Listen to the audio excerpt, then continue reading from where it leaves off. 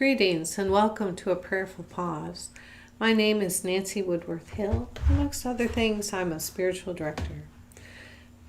Today we're going to look at what I call the three faces of compassion. Given our cultural conditioning that love is a feeling, it's easy to understand the expectation that Christians should behave in warm, fuzzy, loving ways. The biblical sense of love, though, is not about emotion, but about action. So compassion, with its root meaning to suffer or bear with, means something like a sympathetic consciousness of others' distress together with a desire to alleviate it. There is built into this word a sense of both feeling and action. The exercise that I'm going to talk about actually comes from my mentor, the Reverend Dr. Rob Foyle. When we think about compassion, we're usually considering actions which are tender in nature. However, when we look at Jesus and the Jesus stories, there are a number of his actions which are fierce and mischievous as well as compassionate. So correct use of these can bring about change, or in Christian speak, transformation. We will talk about how to choose which is best at the end of our conversation together today. So before we look at these three faces of compassion, I need to say that not everyone is able to easily do the exercise I will outline at the end. My husband can't. He's just not built this way. So don't get upset if it doesn't come easily. It may be enough for you to be aware that there are differences between tenderness, mischievousness, and fierceness. So first, let's talk about tenderness. It's grounded in empathy and results in the desire to nurture a care for those in distress. Tenderness must be guided by right usage, so it's not for self-aggrandizement or to manipulate others. If it is, then it needs to be redeemed because it's pity. Tenderness results in seeking mutual benefit. So we can think of times when Jesus was tender by looking at some of the healing stories. Tenderness can enable transformation. In Jesus' day, the leper was persona non grata, and a simple touch from the Holy One changed how you can think of yourself. Nothing will be the same again.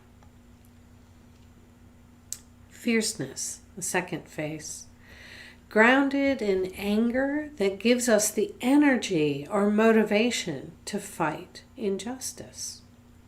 Fierceness must be guided, also be guided by right usage.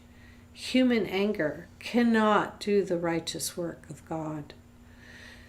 If it is guided by anger, that too needs to be redeemed. Fierceness results in a quality of single-minded, determined action. We can think of a time when biblical figures are fierce. So for instance, in the Hebrew scriptures, prophets cry for justice and an end to the oppression of the poor. Jesus and the story of the money changers in the temple, where he went in and overturned their tables. We often see that as anger, but there was a fierce statement about the purpose of the temple. Fierceness can also enable transformation. It can raise the possibility of an alternative view. The third face is mischievousness.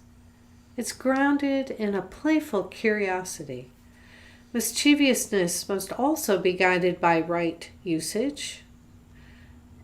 In some ways, you can think of it as recapturing the innocence and curiosity of a 3-year-old who knows no limitation to the bounds of curiosity and knows only wonder at the finding of a new discovery.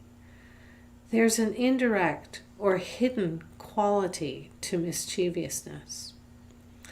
We can think of times it's used in Jesus' conversation with the rich young ruler and in many of his parables.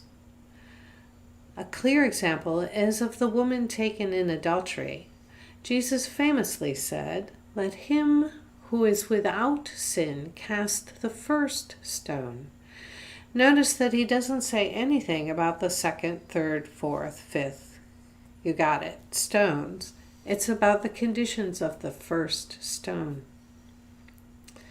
And none is cast because they realize that they are not without sin. Mischievousness can enable transformation by changing someone's perspective, and they often will have little idea about how it was done. So let's recap this. The 3 faces of compassion. Tenderness, and it's used in the face of pain. You can think of it as redeemed pity.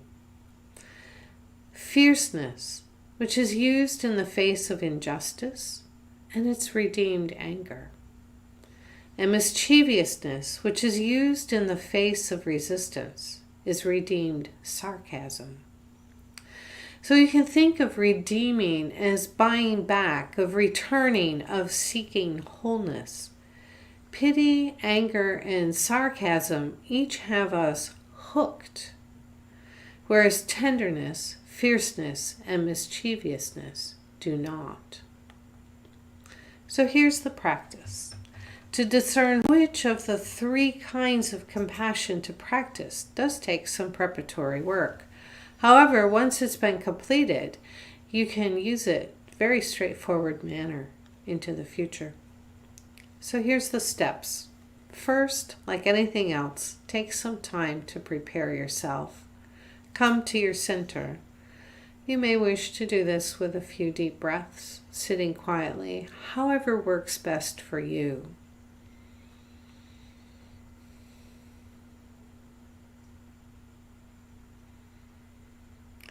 Now, each of the 3 kinds of compassion will have a location in your body, and you need to note that this varies between individuals.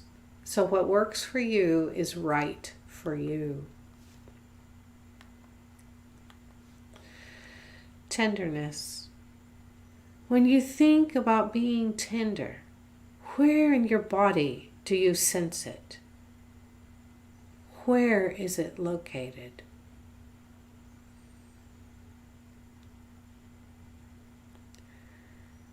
Let's move on to fierceness. When you think about being fierce, about standing firm in the face of injustice, where in your body do you sense it? Where is this fierceness located?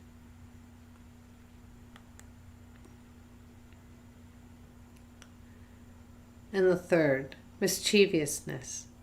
When you think about being mischievous, where in your body do you sense it? Where is it located?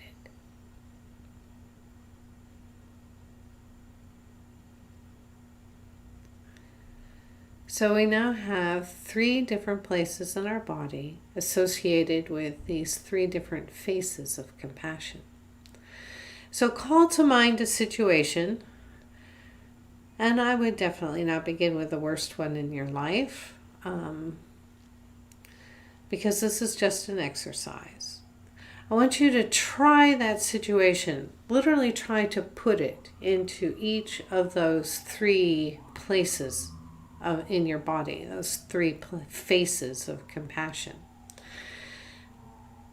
And if you're able, and remember not everyone will be able to do this, there is a place where it fits. It will seem to kind of slide into that slot and fit. And that will tells you which type of compassion it is you need in that situation. Into your future, this can be done the same thing. Just take a moment, get a little bit quiet, and take the situation at hand and place it into those 3 places in your body to know which aspect, which face of compassion to engage. Another note. Most people can do 2 of the 3 faces of compassion really well. The third is a growing edge. And I have said that I would give just about anything to figure out how to be mischievous on the spot. That is my growing edge. So this practice, the 3 faces of compassion, is useful if you're in a situation that you're unsure how to handle it. Just slot it into those 3 places of yours, see where it fits, and bring an appropriate response from there. Go in peace.